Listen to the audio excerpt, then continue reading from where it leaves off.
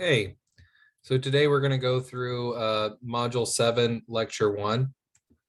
And again, if you look at the kind of final homework, we're not actually going to have homework in particular on this. I just want you to briefly summarize what I talk about over these next two lectures over 2 sentences. Try to get the most you can out of it. That will go into the final assignment. And I'll talk about the final project again. I guess now actually is a good time. So the final project or the final exam per se, the final homework is online. And basically what I want you to do is you have 2 parts. The first part is 1 to 2 pages total. Okay, so not 1 to 2 pages for each module, 1 to 2 pages for all 7 modules together. You're going to write it, describe what we learned in each module. So you should list some of the tests and discuss them when you use them. So for example, in module 2, you could say like, hey, we learned about 2 sample t-tests. You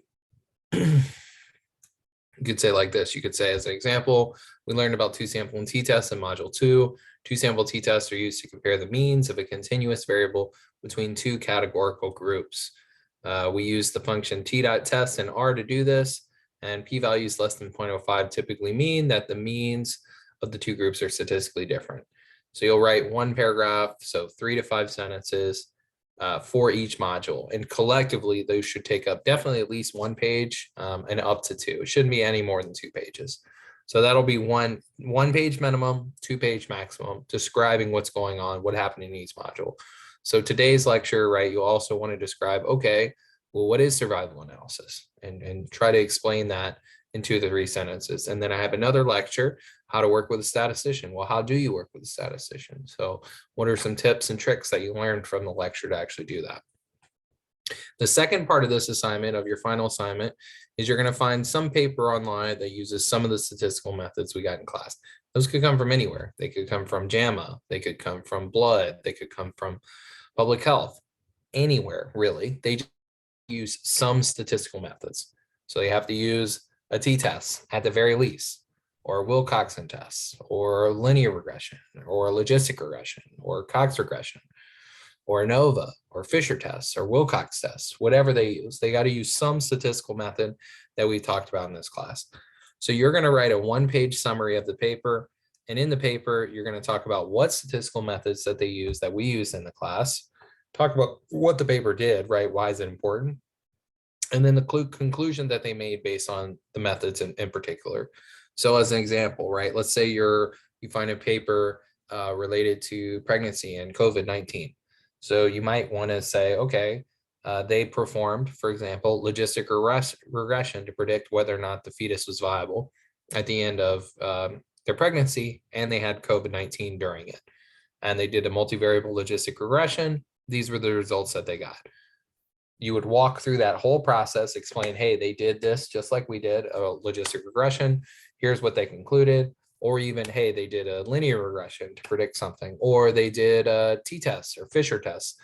You'll explain the paper, and then at least one statistical method that they did that we've discussed in this class, and tie that back into the conclusion. So you'll explain what did they conclude, and kind of tie that back into the class, okay? Like add a little bit of information. So if they say, oh, it's significant, well, it's significant because why? The p-value was blank.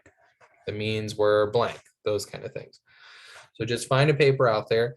If you're unsure of what to pick, you can for sure send it to me and I'll take a look and say, okay, that sounds fine or that doesn't. All right. So today's lecture is, we're getting at the end of the material. This is Cox regression and survival analysis. So I really just want to expose you to this. I definitely don't expect you to know this. There are a lot of people that take, full stat sequences and get a MS degree or even a PhD into a different field. They don't know about survival analysis. So I'm just telling you this is something you can be aware of, something you can consume in the literature.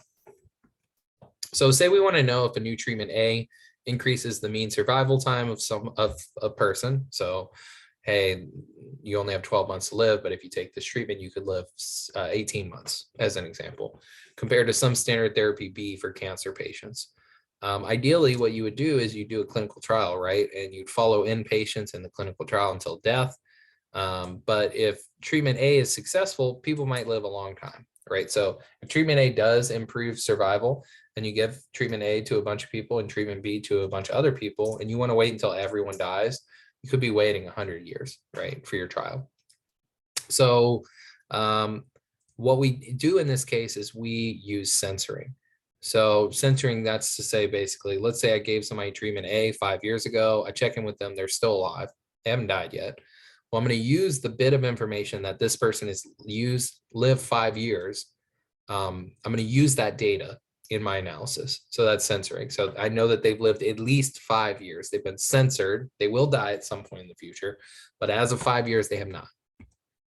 So 3 types of censoring mechanism. Left censoring. We know a patient had an event before sometime T. So as an example, let's say that somebody comes into the hospital and they have cancer. They start throwing up and you do a CT scan and you see that they have cancer. But they got cancer sometime before they came to the hospital. It just got bad enough that they had to go to the hospital. So it's a left censored event. A right censored event would be like death. If I know somebody is alive 5 years into the study, I know they'll die sometime after 5 years. And interval censoring would be something that happens between 2 times. So as an example, let's say I want to know, does somebody's tumor increase, or somebody has HIV, does it develop into AIDS? And I have 6-month interval windows with them where I meet with them.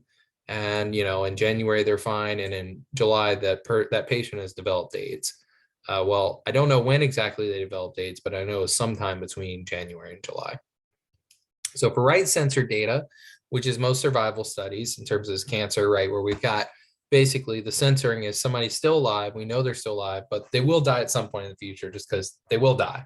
Everybody's going to die at some point. Type 1 censoring would be patients censored after a certain time, for example, 10 years, or they left the study. And type 2 censoring would be like after we see a certain number of deaths, we'll stop and look at all the data.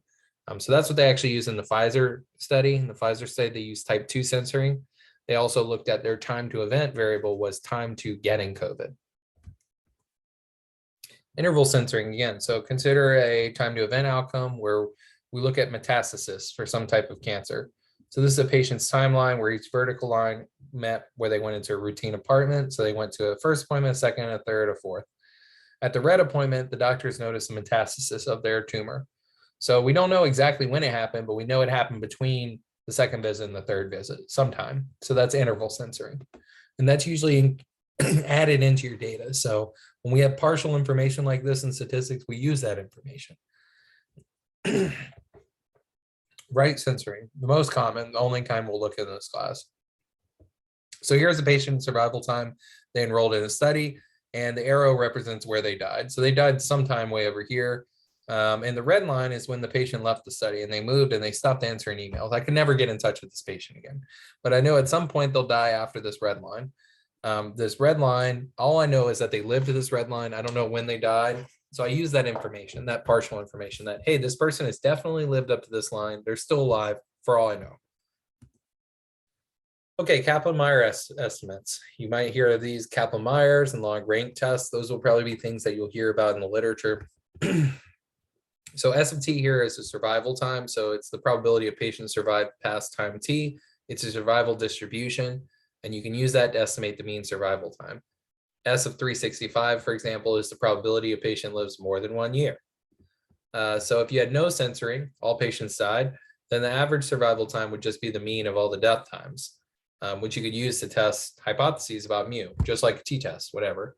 But most of the time, it's not the case with survival studies, except rapidly fatal diseases. So, I mean, doctors are trying to actually cure these patients whenever they're treating them. So ideally, some of these cancer patients will live 10 years, 20 years, something like that. Our study will have to end before they die. That's ideal. So all these methods that we're going to talk about are going to deal with the cases where you still have people alive in these kind of long-term survival studies. So again, we want to use the observed follow-up times and their censoring indicators to estimate S of T. And I just show you this, right, so aware of a little bit the math behind it. So here what the data looks like is YI and delta I. YI is the death time or the censoring time. So if I follow with the person for 5 years and they're still alive and I just haven't seen them again, their censoring time is YI equals 1. Delta I equals 1 if a patient died and 0 otherwise. So if somebody's censored, it would be a 0. So that person would have 5 and a 0. Now the log rank test tests the null hypothesis. SAT is equal to SBT, which is saying the survival probability at all times is the same for treatments A and treatments B. So you probably will see plots like this in the literature. These are Kaplan-Meier plots. So these plots are estimating the survival probability at each time point. And basically what this is saying is you can see, right, your survival chance of living past time 0 is 100%. Okay, if they just say, hey, look, I'm going to try to predict when you're going to die, your probability that you're alive after this next second is probably 100%, 99, unless something like you got hit by lightning or something. But eventually it goes down and down and down. And you can see after about 60 days, treatment A had about 20% chance of survival. Treatment B was 0. After about 20 days, treatment A, you can see this graph here. If you go up to the top, had a estimated survival probability about 50% compared to about 25% for treatment B. So you can see, right, clearly there's a shift in the survival curves. And what we actually do is we do a log rank test. And if you do a log rank test, you get a p-value. And here the p-value is very small. So again, what's that testing? It's testing, do these curves, are they? And you can see graphically, they're not the same. They don't overlap at all. So, and notice that for A, it's always better. You always have a higher chance of living at each time point for A than for B. So you can see here, right? I've got graphically what's going on. At 20, the estimated survival probability for treatment A, SA hat of 20 is 0.43, and SB hat of 20 is about 0.29. So your chances of survival to 20 months or whatever this measure is almost double for treatment A than treatment B. You can see I'm sliding the line along here. Look at my great art. From 40, the survival probability for A at 40 is estimated to be about 26% compared to B, which is about 9%. So you can see there is a big difference there. And you'll see these graphs sometimes listed in journal articles where you can see them. Okay, so how do I read this in? I'm going to do this in R. I got this cancer treatment survival data from assignment 6. I have that uploaded now on module 6.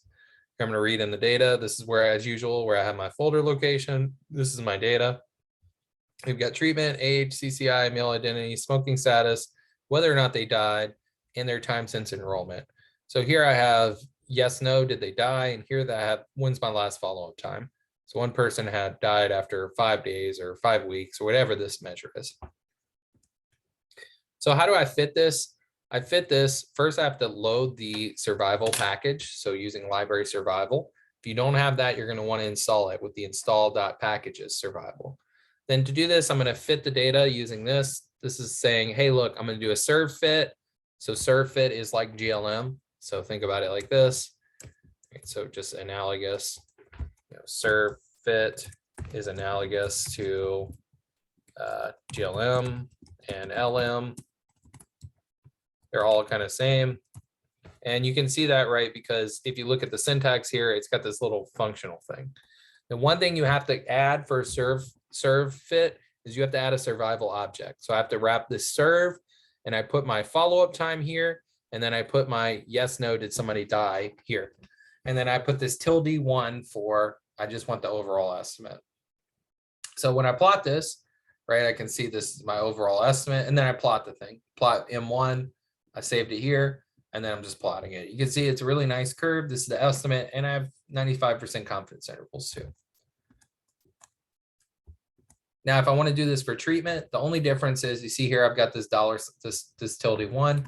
Only thing I have to do is swap it with treatment. So I want you to notice, right, the syntax here is exactly the same as GLM and all those, right? So syntax is still the same where you've got Y predicted X, X1 plus X2 plus blah, blah, blah, blah, blah. The only difference is instead of Y on your left side for serve fit, you have to replace it with serve of follow-up time and delta I. And this thing is now set to something. That's the only difference. X1 plus X2, like that. So that's them fitting there. And then I'm just gonna plot it. So here I plotted M1 and I'm giving a legend here. So I haven't talked about how to use this. Do not worry about it for this class. If you're interested in learning more about R, it's worth learning into. Basically, the syntax is, hey, look, put this thing at the bottom left, and I'm telling it, hey, look, make the standard therapy and the novel therapy. So you can see that here. So for this data set, right, these are my survival curves. You can see they cross a little bit, but overall, this red curve, which is the novel therapy, has a lot higher survival chances after about 150 days than the black curve. And I did a serve diff. This serve diff is the test here.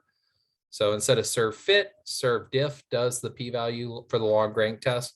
And here I get a p-value of 0.1, so I don't reject the null hypothesis here. So the null hypothesis is that the two treatment curves aren't different. And you can kind of see right here, they kind of cross up a little bit and then they separate, but this p-value is not significant. So I can't conclude that these curves are any different. Cox regression. So Cox regression is just extending. You can think about the last test, the log rank test, is more or less like a t-test. It's just using censored information. A Cox regression basically takes a linear regression and it extends it to a situation where we have right censoring. So that's it. So it's still multiple regression. Here I'm modeling this H0 of t. This is a hazard of a death. And then I've got this hazard multiplier. So, in logistic regression, we report odds ratios. In Poisson regression, we report multiplicative ratios. In Cox regression, we report hazard ratios. Okay, so I want to maximize this likelihood, just like in logistic regression, and I'm going to replace the beta 0. I don't have a beta 0 here. The H0 replaces it. So here I'm doing a Cox regression. I get the same kind of thing. I'm predicting death as a function of treatment and white blood cell count. Here I see that treatment is significant after I adjust for white blood cell count, and it's significant in the negative direction. So patients that, but you want to think about this a little bit differently. So the hazard here is like increased hazard means an increased risk of death. So a decreased hazard here, this coefficient is negative. So treatment decreases your hazard of death. So it increases your survival time after adjusting for white blood cell count. So we didn't see that right in this result down here, but we did receive it after adjusting. And you can see here, this is my exponent. This is my hazard ratio right here. So a small value means that treatment decreases your hazard of death. A big value means that treatment would decrease your hazard of death. And then I have confidence intervals here as well. So this is my confidence interval for my hazard ratio is less than 1. So I can do this with the Cox-pH function. So as an example, in the data set we're talking about, right? So I've got time since enrollment as a function of their dead. It's wrapped in this serve object. And then I'm looking at advanced cancer, smoking status, male identity, age, CCI, and whether or not they got the treatment. And then I get these p-values here. So this first p-value is saying that smoking does not significantly affect the hazard of death. Male identity doesn't significantly affect the hazard of death. Age does not significantly affect the hazard of death. CCI here does significantly affect the hazard of death. And since this coefficient is positive, that means increased CCI increases the hazard of death, aka decreases your survival time. And then this is the treatment indicator. So that's it. In general, I just want you to know that these things are going on. The way you'll see them reported in the literature is they'll do a Cox regression. They'll talk about increasing the hazard, decreasing the hazard. If something increases your hazard, think about hazard like risk of death, then it's going to decrease your survival time or your chances of survival.